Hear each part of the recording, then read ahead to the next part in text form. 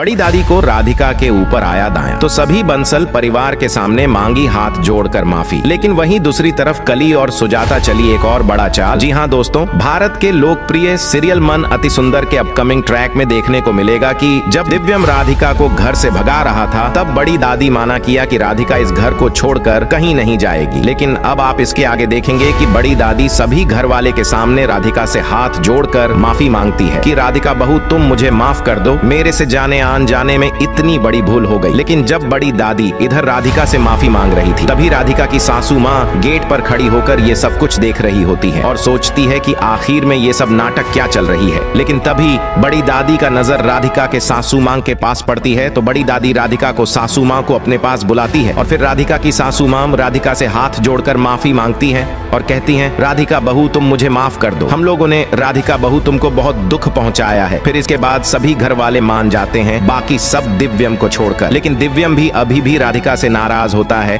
फिर दिव्यम की माँ उसे समझाती है तो वो भी मान जाता है। इसके बाद बड़ी दादी सभी घर वाले से कहती हैं कि मैं सत्यनारायण भगवान की कथा करा रही हूँ, इसलिए दिव्यम और राधिका आराम करेंगे। बाकी सब लोग को कहती हैं काम करने के लिए। लेकिन काफी समय हो जाने के बाद पूजा का समय भी हो जाता है, लेकिन राधिका अभी तक तैयार नहीं हुई रहती है। फिर बड़ी दादी राधिका के कमरे में जाती है और कहती हैं कि राधिका तुम अभी तक तैयार क्यों नहीं हुई है। तब राधिका बड़ी दादी से कहती हैं, दादी मैं अपने पूजा में जाने के लिए कौन सी साड़ी पहनूं मुझे समझ ही नहीं आ रहा है। तब बड़ी दादी कहती हैं, तुम आज दिव्यम की पसंद की साड़ी पहन कर आओ। तब राधिका दिव्यम को बारी बारी से लगती है सारी साड़ियां दिखाने, लेकिन तभी ये सब राधिका की सासू माँ देख लेती है और कहती हैं कि तुम दोनों को मैं जल्द ही एक और नया पोल खोलूंगी। मगर आप इस बारे में क्या सोचते हो? अपनी राय कमेंट बॉक्स में जरूर बताना। जब तक मिलते हैं एक नए वीडियो के साथ।